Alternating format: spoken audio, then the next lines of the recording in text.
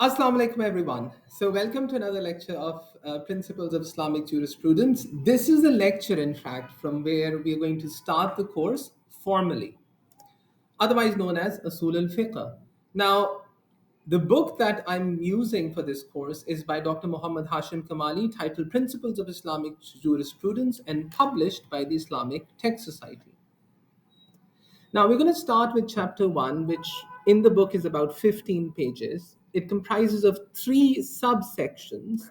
And this particular lecture is about section 1.1, which is on definitions and scope, and covers about half the lecture, half chapter 1. So we begin by defining what is a faqih.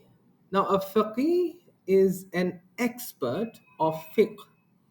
And in some sense, he's an expert, essentially an expert Islamic jurist.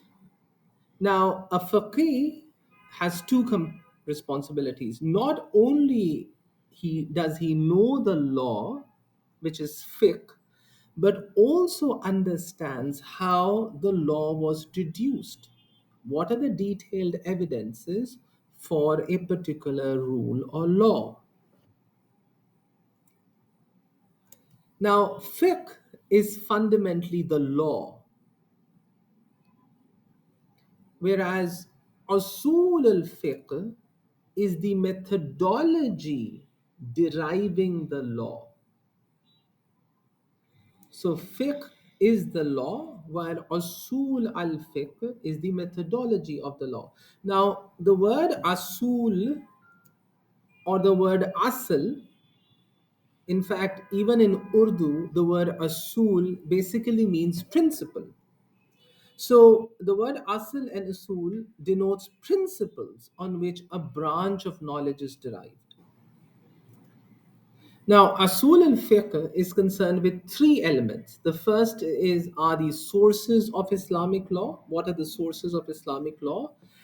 How are they ordered in terms of their priority? Which source has a higher precedence as opposed to the other source? And lastly, what are the methods by which the legal rules are deduced? So collectively, rules Asul al-Fiqh is concerned with the sources, their priority, and the methods by which legal rules are deduced. Now, hence, Asul al-Fiqh fundamentally provides a standard criteria for the correct deduction of the rules of fiqh from the sources of Sharia.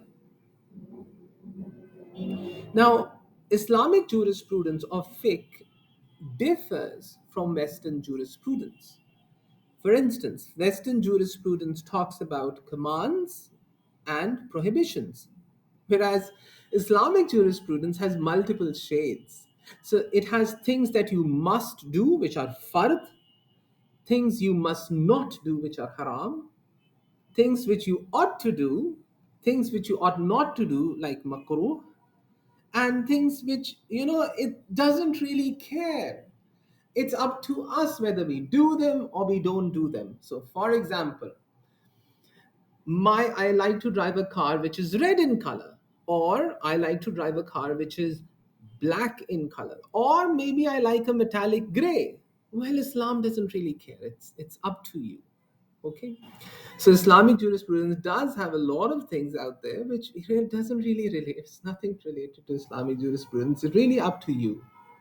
Okay, now the Western legislative body is the body that enacts a law and abrogates a law. Now, in Islamic law, it is the Islamic State which is the legislative body.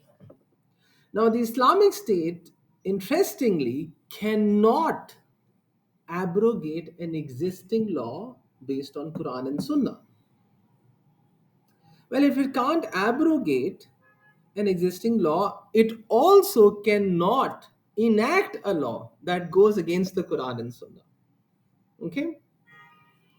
So, if it can't abrogate an existing law based on Quran and Sunnah, and it cannot enact a law that goes against the Quran and Sunnah, so where does the sovereignty lie?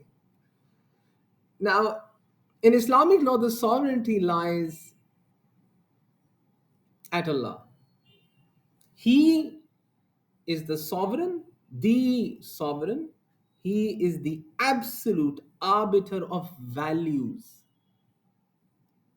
Allah determines good and evil, right and wrong, and no other ruler, nor an assembly of men, nor a community as a whole determines values, and the laws that uphold those values. Having said that, does where does that leave the Islamic State or the legislative body? Can they still enact laws? Can they still make laws? Well, the answer it is yes, they can, and we have a whole course where we're going to talk about this. So here's an example of the ballot box, the role it plays in Western jurisprudence and the role it can play in Islamic jurisprudence. Now, in Western jurisprudence, right, what is the role of the Islamic ballot box? So here's the thing. So you have marriage between a man and a woman, okay? And it's an agreement whereby which they hope to happily live together. Now, in Western jurisprudence, you can have a referendum amongst the people of the country, and then they can decide, you know what? We will allow marriage to take place between two ladies. This can happen. This has happened in Western jurisprudence. But let's talk about the Islamic jurisprudence, Islamic law. Well, there's something called zakat. Zakat is mandatory donation that every Muslim has to give if he earns above a certain means.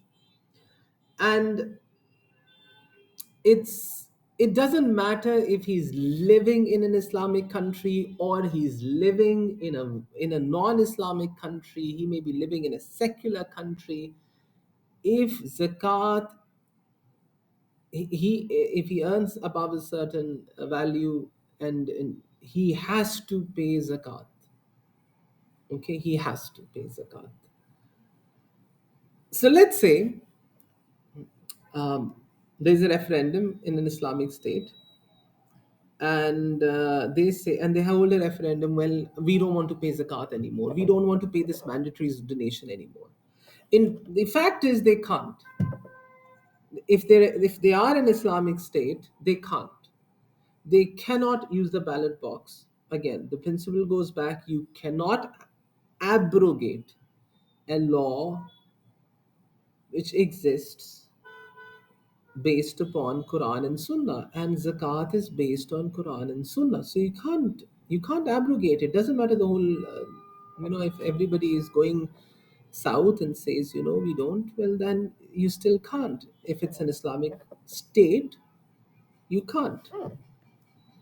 As an example, during the Khilafat, during the Caliphate of Hazrat Abu Bakr radiallahu anhu, who was the first Khalifa of Islam, there were a group of people who decided that, they don't want to give zakat.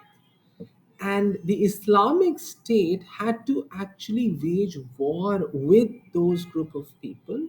So because they wanted to abrogate a law which was revealed by God Almighty Allah and Nabi Muhammad sallallahu alaihi wasallam. Okay, so that's the ballot box. Now, you cannot abrogate an existing law based on Quran and Sunnah in Islamic jurisprudence. I hope that lecture was good. We are going to continue these lecture series. We finished 1.1 and we still have 1.2 and 1.3 to go. Another half the chapter, well, almost half the chapter remains. I hope you like this lecture. I don't know if you know, it took me 57 slides to make this lecture. You see this bottom right, these are the number of slides that actually were going with. But I hope to see you again. I hope this is a wonderful journey for all of us, including it is especially for me. I'm excited. So, hope to see you again. Hope to see you soon. Thank you very much. Bye bye.